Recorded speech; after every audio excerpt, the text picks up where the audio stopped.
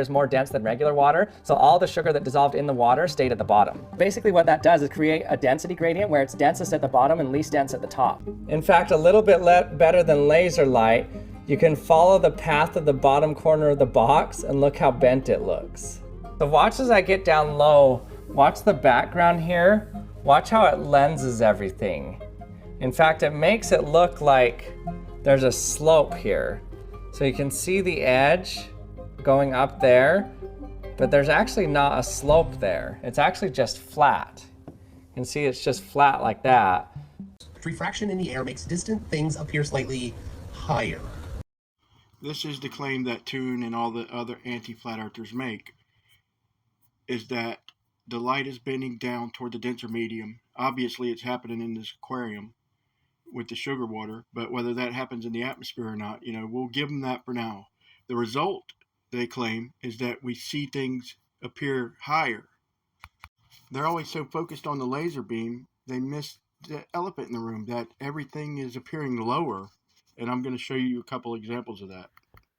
Is curving slightly down. If you were to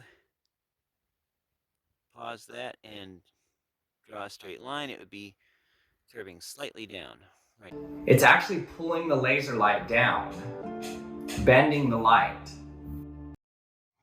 This is my first example. So we know the laser light's bending down, but do we see things appear higher? Look at the corner of the fish tank. Look right inside of there. Does that look higher? No, it's coming in lower. Look at the bottom left.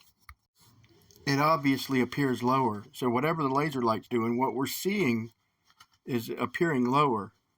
You could see it even drop off. But I got some better examples. And right through the tank.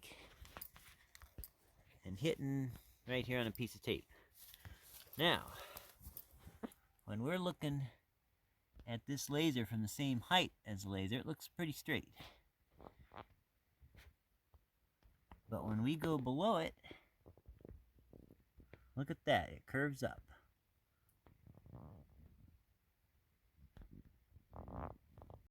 This is my second example. Closest to us is a piece of tape that the laser hits on the closest end of the fish tank. The far end's where the laser's coming from, and it appears lower. Whatever's going on with the laser light and however it's bending, it appears lower in the distance. And that's the point I'm trying to make here. But bear with me, one more example, the strongest one, the most obvious. For example, suppose that this metal ball here is my ship, and the bottom of this square acrylic box here is the horizon or the ocean. Now what I want you to do is look at that backdrop right there and look at its distance from the horizon. Now imagine that top line is the top of a mountain or the bottom of a cloud, and the bottom line is basically the horizon. Okay, watch what happens when he lowers the camera and enters into the denser gradient. So we can see it still, we can see it, we can see it. Yeah, you can barely see it, if at all. But now look at the horizon and the top of the mountain or the bottom of the clouds. Look at the gap. As he gets lower, he's still line of sight, and look how it starts dropping down. So things in the distance are appearing lower, not higher. Now he's trying to show the ball from around the horizon, but what I'm trying to show you is look at what happens to the ball before he even drops the camera, right when he first starts to drop it, even with line of sight. You start seeing it way down. Now I'm below the box, but I can still see the ball. Okay, so there's the ball. Now as I move down, I'm gonna get below the edge of the box, but I can still see the ball.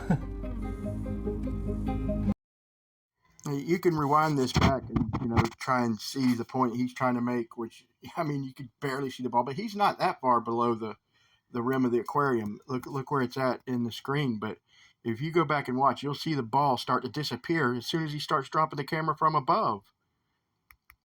But I thought y'all might like to see that. So anyway, thanks for watching.